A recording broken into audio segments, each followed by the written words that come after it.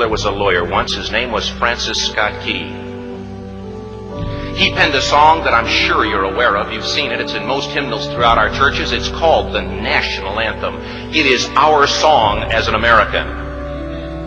We go, however, to a ball game. We stand in our church services and we sing the words of that song, and they float over our minds and our lips, and we don't even realize what we're singing. Most of us have memorized it as a child, but we've never really thought about what it means. Let me tell you a story. Francis Scott Key was a lawyer in Baltimore. The colonies were engaged in vicious conflict with the mother country, Britain. Because of this conflict and the protractedness of it, they had accumulated prisoners on both sides. The American colonies had prisoners and the British had prisoners.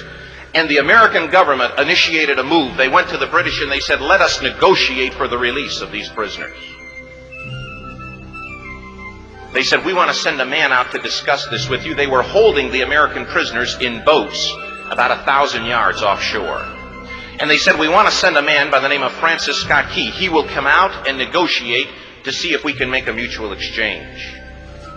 On the appointed day, in a rowboat, he went out to this boat and he negotiated with the British officials. And they reached a conclusion that men could be exchanged on a one-for-one basis. Francis Scott Key, jubilant with the fact that he'd been successful, went down below in the boats, and what he found was a cargo hold full of humanity, men. And he said, men, I've got news for you tonight. You're free. He said, tonight I have negotiated successfully your return to the colonies. He said, you'll be taken out of this boat, out of this filth, out of your chains. As he went back up on board to arrange for their passage to the shore, the admiral came and he said, we have a slight problem. He said, we will still honor our commitment to release these men, but it'll be merely academic after tonight. It won't matter. And Francis Scott Key said, what do you mean? He said, well, Mr. Key, he said, tonight we have laid an ultimatum upon the colonies. Your people will either capitulate and lay down the colors of that flag that you think so much of, or you see that fort right over there, Fort Henry? He said, we're going to remove it from the face of the earth. He said, how are you going to do that? He said, if you will, scan the horizon of the sea. And as he looked, he could see hundreds of little dots. And he said, that's the entire British war fleet. He said, all of the gunpowder, all of the armament is being called upon to demolish that fort. It will be here within striking distance in a matter of about 2.5 hours. He said, the war is over. These men would be free anyway. He said, you can't shell that fort. He said, that's a large fort. He said, it's full of women and children. He says, it's predominantly not a military fort. He said, don't worry about it. They said, we've left them a way out. And he said, what's that? He said, do you see that flag way up on the rampart? He said, we have told them that if they will lower that flag, the shelling will stop immediately. And we'll know that they've surrendered, and you'll now be under British rule. Francis Scott Key went down below and told the men what was about to happen. And they said, how many ships? He said, hundreds. The ships got closer. Francis Scott Key went back up on top and he said, men, I'll shout down to you what's going on as we watch. As twilight began to fall, and as the haze hung over the ocean as it does at sunset, suddenly the British war fleet unleashed. He says the sound was deafening. There were so many guns that there were no reliefs. He said it was absolutely impossible to talk or hear. He said suddenly the sky, although dark, was suddenly lit. And he says from down below, all he could hear the men, the prisoners, saying was, tell us where the flag is. What have they done with the flag? Is the flag still flying over the rampart? Tell us. 1 hour, 2 hours, 3 hours into the shelling. Every time the bomb would explode and it would be close to the flag, they could see the flag in the illuminated red glare of that bomb. And Francis Scott Key would report down to the men below, it's still up. It's not down. The admiral came and he said, "Your people are insane." He said, "What's the matter with them?"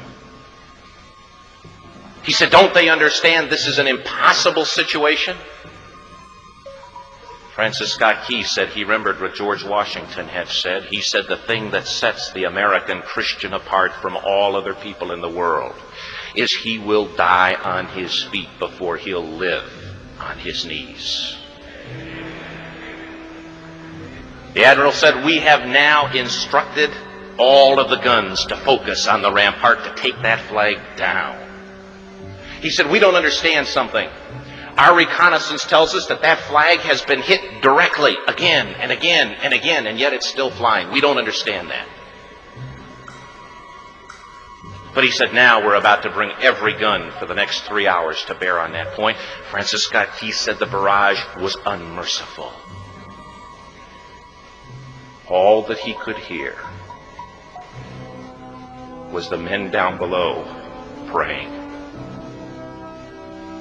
The prayer, "God, keep that flag flying where we last saw it." Sunrise came. He said there was a heavy mist hanging over the land, but the rampart was tall enough. There stood the flag, completely nondescript, in shreds.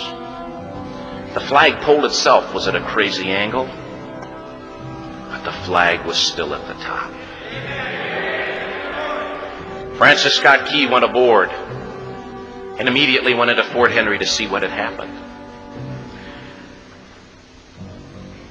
And what he'd found had happened was that that flagpole and that flag had suffered repetitious direct hits. And when it had fallen,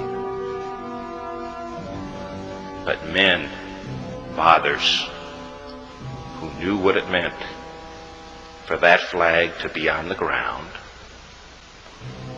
although knowing that all of the British guns were trained on it, walked over and held it up humanly until they died. Their bodies were removed and others took their place.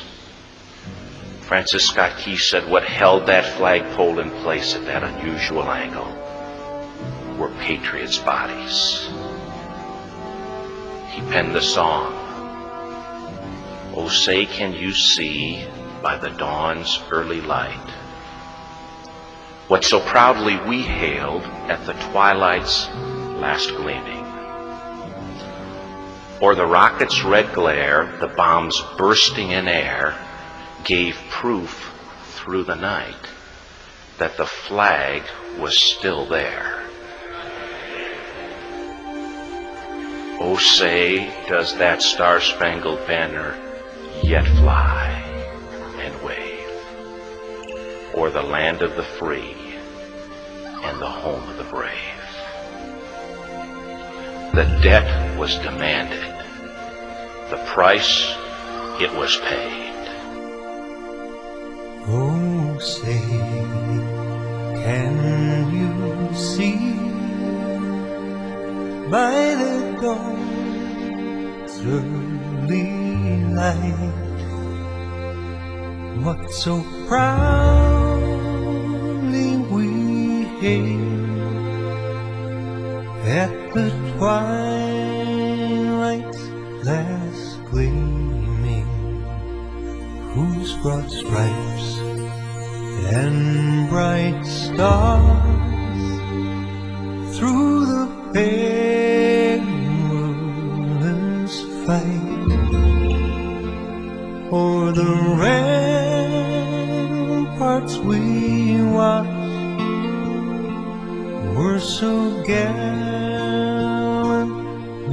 streaming, and the rockets spread clear, the bombs bursting in air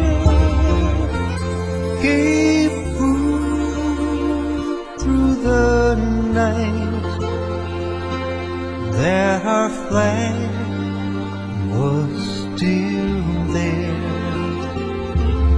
Oh, say, does does that star-spangled banner yet wave o'er the land of the free and the home of the brave? Oh, say, does that star-spangled banner yet wave